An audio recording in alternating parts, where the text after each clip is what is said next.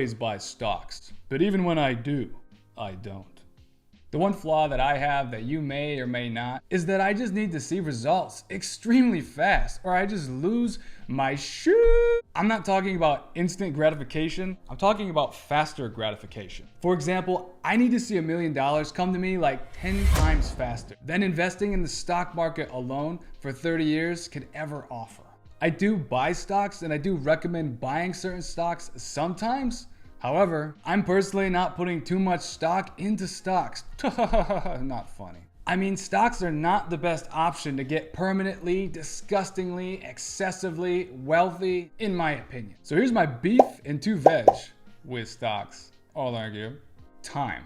The time it takes for those stocks to actually achieve something for you as a single investment option is just too slow for me. I just don't see the appeal in 30 years of foreplay before you can finally hit a climax. Especially when a cup of coffee will probably cost $10 5 years from now, if it doesn't already. I mean, some Starbucks drinks cost about that much already in 2022. Does this whipped cream espresso shot cure cancer, my fine sir?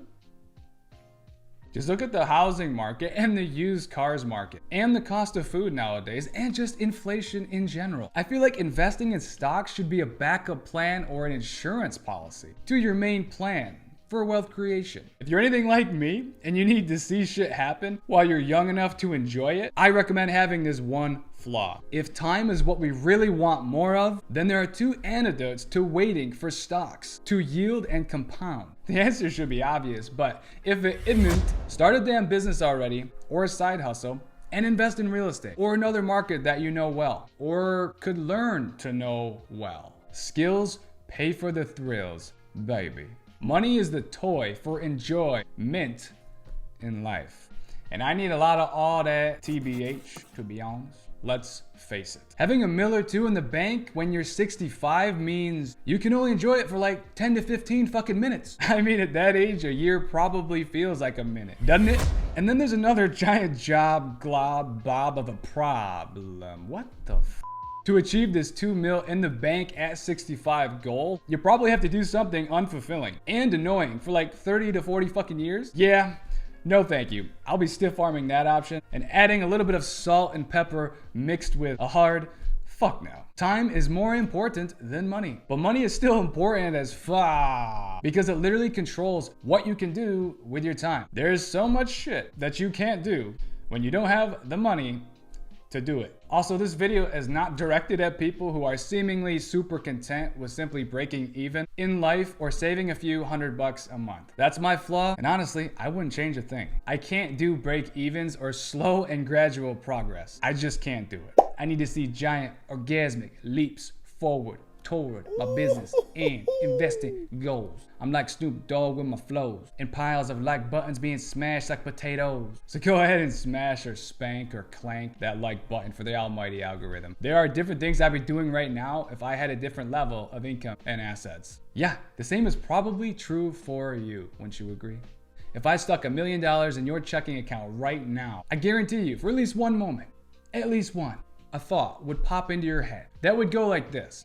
I wonder if I like this job. I wonder if I like my boss. At least once. At least once. Or for most of you, nonstop.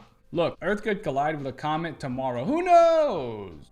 The news is crazy. I don't watch it. I don't watch it because it's like eating a mental triple Big Mac if you subtract the good taste and experience. My point is those stocks are just gonna keep cranking at that 8% annual yield, not taking into account 3% inflation. So really, 5%? Maybe? Look, we're all probably gonna wake up tomorrow and life is probably gonna go on as usual. But one thing that is true is you, me, we are not going to get unlimited tries because time freaking flies to get rich.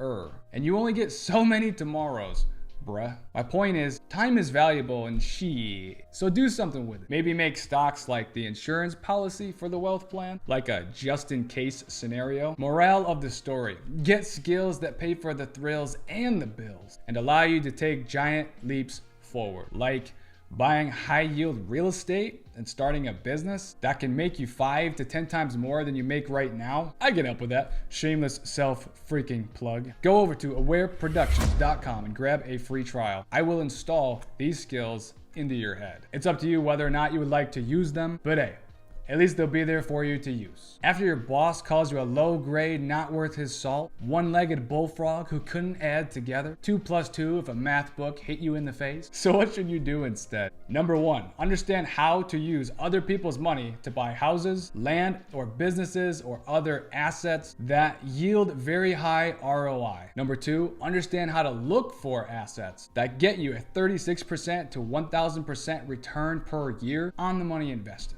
Number 3, understand how to manage everything so you can cut your risk down to almost nothing. And number 4, cool, Jay, but where do I begin? Number 1, have a kick-ass credit score. Shameless self-braggery, if that's a word.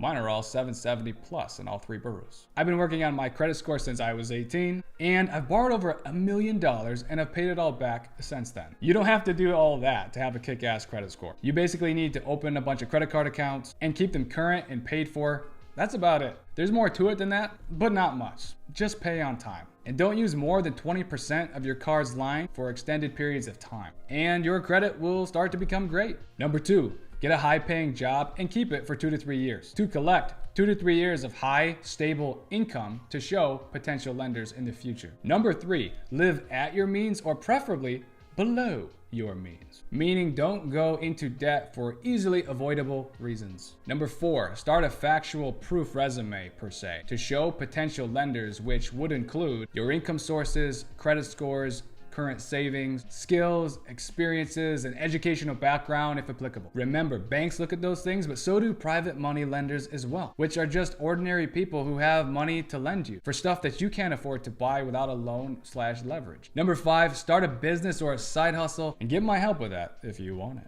Because I have hundreds of successful students that I have mentored before you, and I know what to tell you and how to tell you it to increase your chances of success and experiencing fast gratification.